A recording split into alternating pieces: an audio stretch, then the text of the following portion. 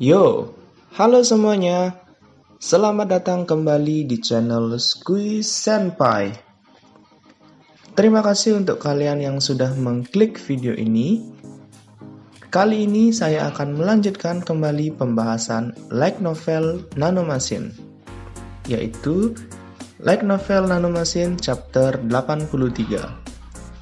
Sebelumnya, bagi teman-teman yang belum menonton video-video sebelumnya, saya sarankan untuk menonton video sebelumnya terlebih dahulu, agar pembahasan kali ini bisa lebih gampang dipahami.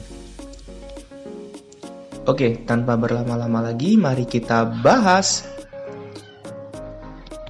Chapter 83 kali ini diawali dengan ke-50 kadet yang sebelumnya datang menemui Yewon.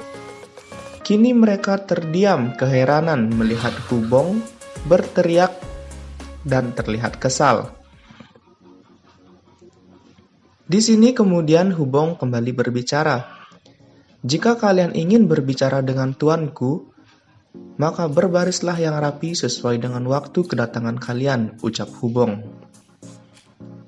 Para kadet kemudian merasa malu dan langsung membentuk barisan dengan rapi. Hubong ternyata cukup berbakat dalam hal ini, pikir Ko Wanggur dan Jawumin sembari tersenyum. Semua kadet ini, apa kau pikir mereka ingin bergabung dengan kita? Tanya Jawumin kepada Ko Wanggur. Ko Wanggur pun hanya mengangguk dengan senyum di wajahnya. Ke-50 kadet ini merupakan kadet tanpa pemimpin. Karena itulah mereka mendatangi Yewon. Rumor menyebar dengan cepat, ucap Ko Wanggur. Dugaan Ko Wanggur di sini sangat akurat. Semua orang di sini telah mengetahui bahwa Chun Yuchan telah kalah dan yang mengalahkannya adalah Yewon. Beberapa kadet masih berdecak kagum dalam barisan. Hal ini terjadi karena Yewon telah berhasil membuktikan dirinya berkali-kali. Jadi mereka merasa bahwa Yewonlah yang paling mungkin dan yang paling mendekati posisi sebagai pewaris tahta. Kadet paling depan kemudian berlutut dan berteriak ke arah Yewon. Pangeran Chun, saya kadet 71, Suk-jung, saya ingin bergabung dengan Anda, teriaknya. Dia berlutut, pikir para kadet lainnya. Dengan dipelopori oleh kadet nomor 71, para kadet lainnya di barisan belakang pun ikut berlutut dan menyuarakan keinginan mereka untuk bergabung dengan Yewon. Namun, tidak semua kadet di sini datang untuk bergabung dengan Yewon. Ada beberapa kadet yang baru saja tiba dengan tujuan untuk memastikan apakah masih ada slot tersisa untuk mereka bergabung dengan Yewon hanya untuk melewati tes ketiga. Karena seperti yang kita tahu, untuk melewati tes ketiga, harus ada seseorang pemimpin yang memiliki minimal 1 tag kuning. Nah, dengan situasi di mana Yewon memiliki 6 tag kuning, tak sedikit juga kadet yang datang dengan tujuan hanya untuk bisa melewati tes ketiga. Rumor ini disebarkan oleh anggota Yuchan yang Yewon biarkan lolos di pertarungan sebelumnya. Anggota Yuchan yang berhasil lolos kemudian menyebarkan rumor dengan tujuan agar para kadet menargetkan penyerangan kepada Yewon. Namun, berbalik dari keinginan mereka, para kadet di sini malah berlutut dan ingin bergabung dengan Yewon. Butuh beberapa saat hingga ke-50 kadet selesai menyebutkan nama dan niat mereka. Matahari terbenam dan hari sudah malam. Tidak ada tempat untuk semua orang ini dan juga tujuan Yewon hanyalah akan mengajak anggota yang akan setia kepadanya selamanya. Yewon kemudian berbicara kepada mereka dengan sopan. Aku berterima kasih kepada kalian karena kalian ingin bergabung dengan timku.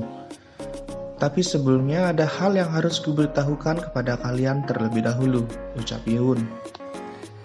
Yewon kemudian mulai menjelaskan maksud dan tujuannya, sama seperti saat Ko Wanggur dan yang lainnya bergabung pertama kali.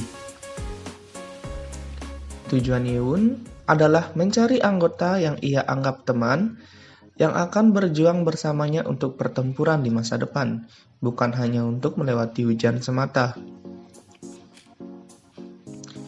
Jadi, aku ingin orang yang akan memimpin jalan iblis baru bersamaku. Kami akan berjalan di jalan yang berbahaya ini. Jika kalian tidak mau, maka mohon maaf aku tidak bisa menerima kalian di timku, ucap Yewun sembari membungkuk sebagai arti ia telah menyelesaikan ucapannya. Para kadet kemudian mulai bergumam pada diri mereka sendiri dan akhirnya pergi satu persatu. Begitu pula para kadet yang datang dengan tujuan hanya untuk melewati ujian ketiga. Mereka langsung pergi dengan cepat. Namun kali ini berbeda dengan sebelumnya. Jumlah kadet yang masih menetap jauh di atas perkiraan Yewun dan anggotanya. Jumlah kadet yang masih menetap adalah 26 orang. Kadet 508 yaitu Yu Paran kemudian berlutut kembali dan berbicara. Saya ingin bergabung pada awalnya hanya untuk melewati ujian. Namun niat saya berubah setelah mendengar ucapan Anda. Tolong izinkan saya bergabung dengan Anda, ucapnya. Dan itu bukan hanya Yu Paran. Beberapa kadet pun juga berubah pikiran setelah mendengar ucapan Yewun. Ya Tuhan, apakah itu Munku? Tanya Jawumin terkejut. Salah satu kadet yang tersisa adalah kadet 408 yaitu Munku. Ia berasal dari klan Dragonfish.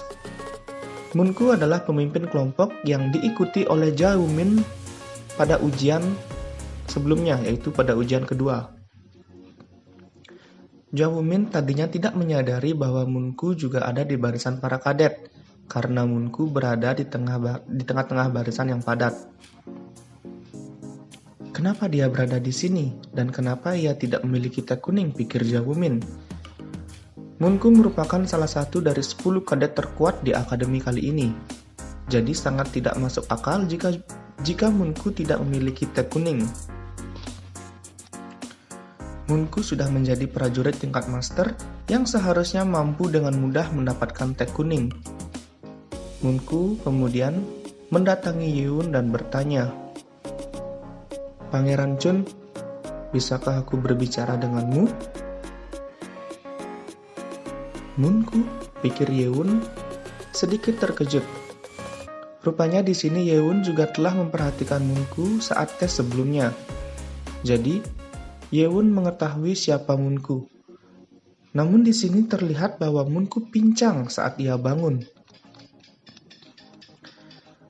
"Kamu punya 6 tag kan?" tanya Munku kepada Yewun. Yewun pun mengangguk. Munku lalu mengangkat alisnya dan berbicara dengan penuh amarah. "Salah satu tag itu adalah milikku," ucapnya. Yewun pun mengerutkan keningnya sembari keheranan dengan pernyataan aneh tersebut. Di sini Munku kembali melanjutkan ucapannya. "Tag saya telah diambil oleh Chun Yuchan dari klan Blade."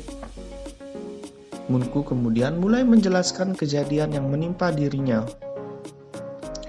Munku bercerita bahwa ia telah berhasil mendapatkan tag kuning pada hari ketiga.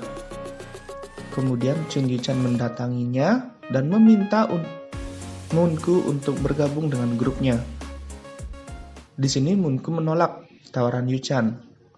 "Maafkan aku, tapi aku tidak memihak siapapun," kata Munku kepada Yuchan.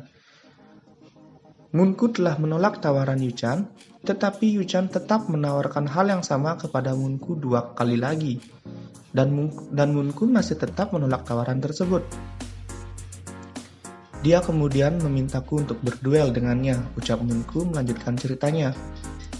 Yuchan sangat keras kepala, hingga akhirnya Munku kalah dalam duel tersebut. Yuchan kemudian mematahkan kaki kiri dan lengan kanan Munku, sembari memberikan ancaman untuk bergabung dengan tim Yuchan jika tidak ingin gagal dalam ujian ketiga.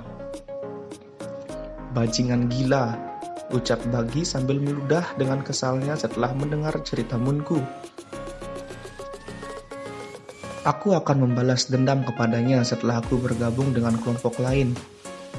Dan Munku menangis sebelum ia melanjutkan ceritanya. Tidak ada yang mau menerimaku dengan tangan dan kaki yang patah.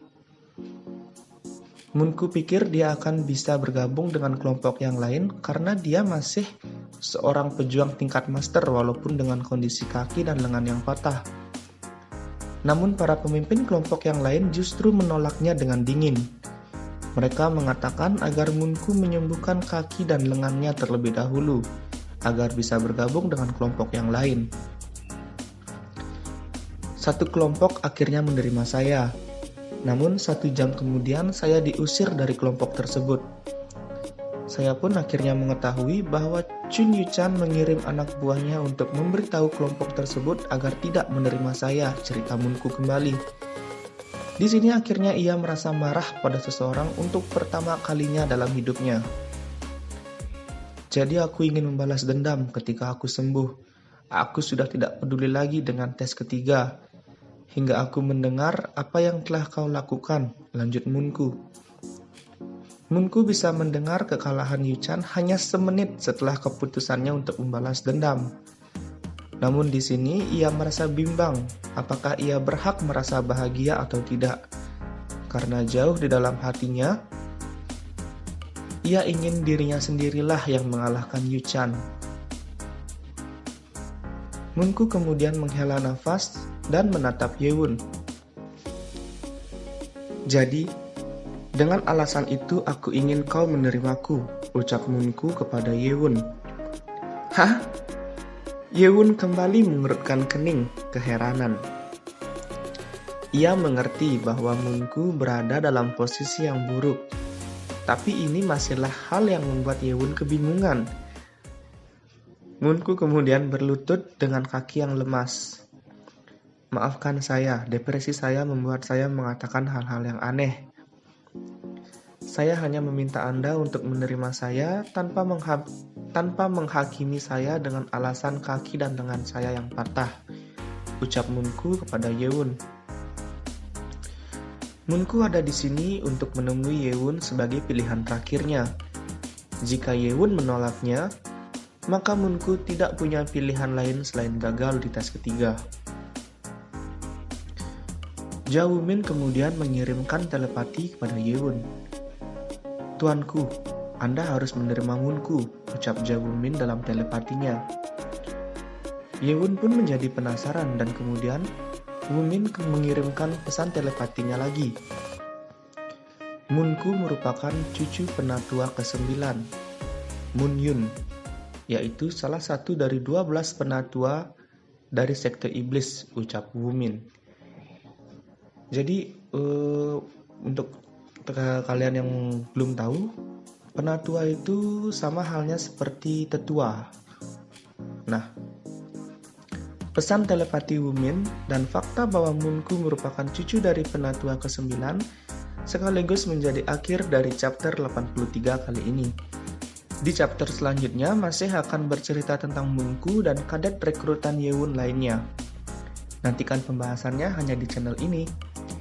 Terima kasih untuk kalian yang sudah mengklik video ini. Jangan lupa tinggalkan like, komen, dan subscribe. Sampai jumpa di video selanjutnya.